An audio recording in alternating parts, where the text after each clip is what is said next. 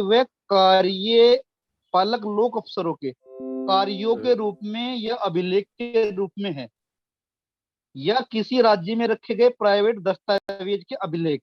यानी कि मैंने कोई रजिस्ट्री कराया जैसे कि, और मेरी रजिस्ट्री कराने के दौरान मेरा आधार कार्ड उसमें लग गया रजिस्ट्री में, तो वो जब तक वो रजिस्ट्री में सरकारी कार्यालय में अभिलेख में जमा नहीं हुआ तब तक वो प्राइवेट है। लेकिन जिस समय वो उस फाइल में लग गया रजिस्ट्री की में उसमें, तो वो प्राइवेट दस्तावेज नहीं रहा वो मेरा, वो फिर पब्लिक डॉक्यूमेंट हो गया। तो ये जी। धारा 74 को जब अच्छे से पढ़ेंगे हम, तो हमें पता लग जाएगा कि मतलब अधिकार, जो सरकारी अधिकारी जो सरकारी से चलता है, जब वो कोई कार्य करता है और उसके दौरान जो अभिलेख उत्पन्न होते हैं, मान ली सपोज करो जैसे कि कोई केस किया हमने केस किया, उसमें हमने केस करने के बाद उसमें जो डॉक्यूमेंट हमने जमा किया और विपक्षी ने जमा किया, उसको हम प्राइवेट नहीं होते, वो तब तक प्राइवेट रहते हैं, तब तक हमारे पास है। जब वो जमा हो गए, जमा होने के बाद वो पब्लिक डॉक्यूमेंट की श्रेणी में आएंगे। जी। और इसमें धारा 75 में जो अन्य दस्तावेज प्राइवेट है, यानी कि जो के नॉर्मल सिटीजन के पास उस तरह के डॉक्यूमेंट है जो सरकारी कार्यालय में हमने जमा नहीं किए, वो हमारे प्राइवेट है। जैसे कि हमारा मेडिकल है, हमने कोई दवाई लिया या इस तरह के लेकिन क्या होता है, इसमें होता क्या है, अब प्राइवेट के नाम पर कि भाई ये आजकल आप देख रहे हो कि सर्विस बुक को भी प्राइवेट बताया जा रहा है। मतलब इस तरह से मिसयूज किया जा रहा है, इसलिए दिक्कत जी। हो रहा है, क्योंकि कानून का मिसयूज किया जा रहा है।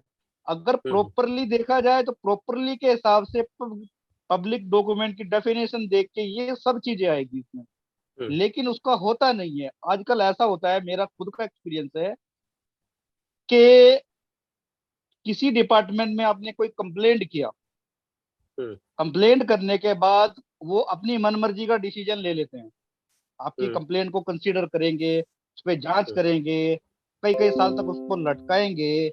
लटकाने के बाद एक अपने, क्योंकि जांच करने वाला भी उन्हीं के विभाग का अधिकारी होता है, उसको वो एक डिसीजन दे देंगे पैसा खा पी के, कोई बात नहीं चलो दे दिया। और उसके बाद आप बोलोगे यार हमने आपको इतना एविडेंस दिया, भाई हमने आपको इतना एविडेंस दिया, आपने किस बेस पे इसको ले लिया। उसके बाद वो आपको बोलेंगे कि यार वो तो, क्योंकि हम आपको पूरी फाइल नहीं देंगे। क्यों नहीं देंगे भाई? क्योंकि उसमें उन अधिकारियों का नाम खुल जाएगा जिन्होंने उसमें काम किया है। अरे ये क्या है भाई? तो दिक्कत इसलिए है क्योंकि ये मिसयूज कर रहे हैं, इसका प्राइवेट के नाम पे इसको मिसयूज कर रहे हैं। अगर मिसयूज ना करें तो पब्लिक डॉक्यूमेंट को, जो पर्सनल डॉक्यूमेंट है उसके लिए तो पहले से मनाही है, लेकिन प्राइवेट डॉक्यूमेंट बहुत ही कम है। जो सरकारी अधिकारी का कोई डॉक्यूमेंट मेरे हिसाब से प्राइवेट नहीं होता है। जब आप बिल्कुल। सरकारी जनता के टैक्स के पैसे से जब आपको सैलरी मिलने लगती है, फिर आपका कोई भी डॉक्यूमेंट प्राइवेट नहीं रह जाता, हमारे हिसाब से जो हमें जी लगता है, जो बिल्कुल। पर्सनल है। नहीं, बिल्कुल सही बात बोल रहे हैं आप। जी मुख्य जी चीज यह है जी कि डाटा प्रोटेक्शन बिल जो है इसकी आपको जरूरत ही नहीं है। इसकी जी जरूरत क्यों नहीं है? क्योंकि आप अपना सारा डाटा तो आप बाहर रखे हुए हो। अच्छा, आपके खिलाफ अगर किसी ने आपके बैंक से पैसा निकाला या कुछ भी किया तो अपराध है। इस अपराध के ऊपर तो सीधे एफआईआर बनती है इस चीज के ऊपर। अगर आपको ज्यादा ही अपना डाटा प्रोटेक्शन की पड़ी है तो आप अपने आप को सोशल मीडिया में रखो ना मत। इस चीज में डर किसको होता है? जो अपराध करता है उसी को डर है। अभी आप सबसे बड़ी चीज तो ये, जो जनता के पैसों से जो भी संस्थान चल रहे, चाहे वो न्यायिक व्यवस्था चल रही हो, चाहे सरकारी व्यवस्था चल रही हो, राजस्व वाली, रेवेन्यू वाली, या कोई सी भी XYZ, या ये जो आपके मीडिया हाउस चल रहे हैं ना, वो भी जनता के पैसों से चल रहे हैं, है ना। ये जो आपके जितने भी एनजीओ खुले हैं, जितने भी संस्थान जो आपके अलग अलग टाइप के जो सेवा के नाम पर चल रहे हैं, जो डोनेशन लेते हैं जनता से, जनता के पैसों से, ये सब क्या बोलते हैं, सब उसके आरटीआई के अंदर आने चाहिए। ये सब की जानकारी आप आम जनता को होनी चाहिए। आज गुजरात में एक बिल, ये जजमेंट आ गया। क्या जजमेंट आ गया उसमें कि भाई हम जजों की तनख्वाह नहीं बताएंगे, जजों का क्या है कैसा है ये जानकारी नहीं देंगे। क्यों नहीं देंगे भाई? पैसा हमारे से ले रहे हैं, और आपको कितनी तनख्वाह मिल रही, कैसे मिल रही, कितने आपने अपराध किए, कितने आपके ऊपर केसेस दर्ज हुए, ये सारी जानकारी हमें मिलनी चाहिए। क्यों नहीं मिलनी चाहिए? अगर न्याय व्यवस्था में अगर एक भ्रष्ट व्यक्ति अपराधी बैठा होगा तो क्या न्याय देगा हम लोगों को? तो ये सब चीजों के खिलाफ हम लोगों को बोलना भी बहुत जरूरी है इस चीज का। तो ये डाटा प्रोटेक्शन बिल के नाम पर ये सारी जानकारी हमारे से छीन ली जाएगी। इसके लिए जरूरी है, और इससे का जनता को क्या फायदा होगा या जनता को क्या नुकसान होगा वो हमें लोगों को समझाना है। तो धन्यवाद अफसर जी आपका। अभी मैं चाहूंगा सुभाष फड़के जी तो शायद आ नहीं रहे, और कौन बोलेंगे? आप बताइए। Vivo 2204 आपका नाम वगैरह, हाँ बताइए। आप आपका नाम भी बोलिए। Vivo 222204,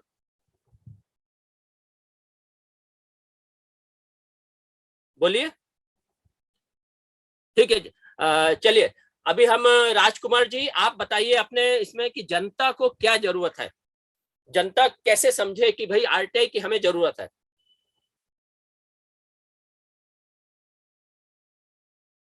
राजकुमार जी देखिए, बोलना है हम सबको, शिव जी, क्योंकि शायद ये, इस्माइल जी कुछ हाँ बोलना चाहते हैं, वो भी जी उंगली हाँ, थोड़ी चलिए हैंड दिखा। इस्माइल इस्माइल जी, चलिए आप बताइए इस्माइल जी। जी नमस्कार साथियों। जी पहली बात तो ये मैं नमस्कार। बता देता हूँ कि आरटीआई के लीगल पहलू को तो मेरी जानकारी नहीं, जी लेकिन शर्मा जी को जानता हूँ, काफी दिनों से मैं उन्हें पहचान रहा हूँ। जो भी वो काम करते हैं बेहतर तरीके से करते हैं।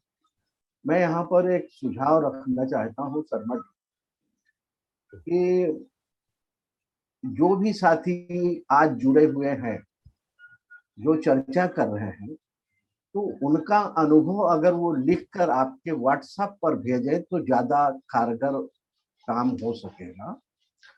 बातें होती रहती हैं, फिर वो जाया हो जाती है। मैं दस्तावेज की मैं बात कर रहा हूँ।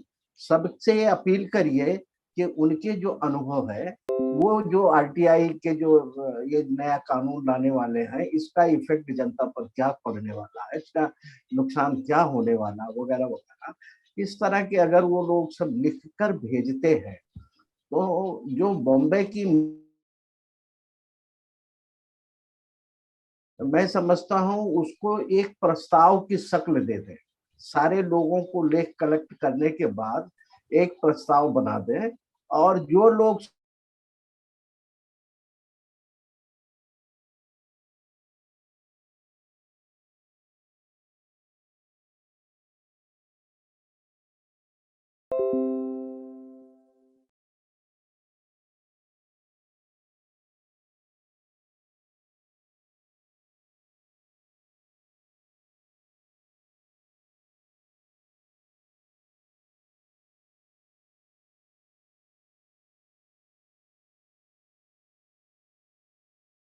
है या मैं Recording in लिखता हूँ या progress. कोई साथी लिखता है, तो उसकी अहमियत उतनी नहीं होती है जितनी अहमियत जो है उस प्रस्ताव की हो जाती है।